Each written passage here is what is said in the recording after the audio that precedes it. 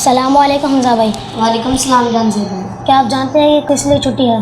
जी मैं जानता हूँ, नवाब सर सादिक की छुट्टी है। क्या आप ये भी जानते हैं कि उन्हें अपने दौरे हुकूमत में क्या क्या कारनामे सर अंजाम जी दिए? मैं थोड़ा थोड़ा जानता हूँ, मगर कुछ आप बता दें। आज हम पाकिस्तान के ऐसे हुक्मरान की बात कर रहे हैं जो सिर्फ 3 साल की उम्र में रियासत के नवाब बन गए। हम बात कर रहे हैं नवाब सादिक की, जो अपनी बहादुरी और अक्लमंदी से अंग्रेज़ों को उनकी औकात तक पहुंचाना जानते थे और ज़रूरत पड़ने पर उनके सारे बल निकालते थे। आप सखी इतने थे कि गरीबों के लिए अपने ख़जानों का मुंह खोल देते थे, और मुहिब्बे वतन इतने थे कि पाकिस्तान की बका और तरक्की के लिए दौलत के साथ साथ अपनी हुकूमत को भी खैर बात कह दिया।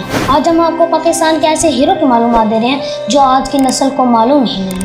नवाब भावलपुर का पूरा नाम नवाब जनरल सादिक मोहम्मद खान अब्बासी है।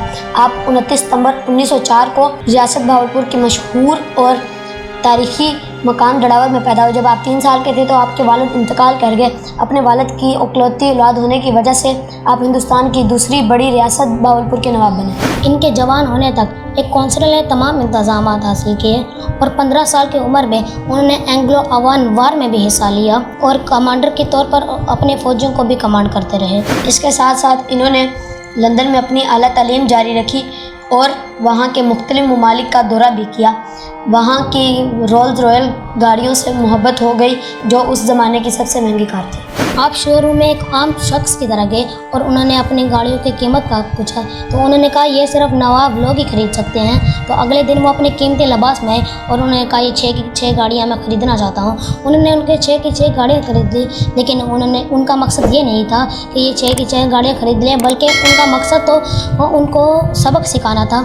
अगले दिन उन्होंने म्यूनसिपल कमेटी को गाड़ियाँ भिजवा दी ताकि वो उसके आगे झाड़ू लगा सकें और पूरे शहर की सफाई कर सकें। ये बात जब इंटरनेशनल मीडिया पर पहुंची तो कंपनी वालों को बहुत नुकसान हुआ। कंपनी वालों ने नवाब साहब से माफ़ी मांगी और साथ में 6 रोल्स रॉयल गाड़ियाँ तोहफे में दी। इसके अलावा आपने King Edward College, Aitchison College Lahore के लिए अपनी ज़ाती ज़मीन वक्फ कर दी। 1951 में उन्होंने भावलपुर में 500 एकड़ ज़मीन सादिक पब्लिक स्कूल के लिए वक्फ कर दी और 1955 में ये एशिया का सबसे बड़ा स्कूल बन गया। आप फातिमा जिन्ना और कायदे आज़म के बहुत गहरे दोस्त थे। नवाब को असल हीरो 1947 में पाकिस्तान बनने के मौके पर होने वाले वाक़े ने बनाया, जब अपनी सखावत और वतन के लिए कुर्बानी की ऐसी मिसाल कायम की जो कोई नवाब या हुक्मरान ना कर सका। आपने पाकिस्तान की नई बनने वाली मुमलिकत को 7 करोड़ रुपए तोहफे में दिए और 1 साल तक सरकारी मुलाजमीन की तनख्वाहें भावलपुर के ख़जाने में से जाती रही। भावलपुर को महलात का शहर भी कहा जाता है।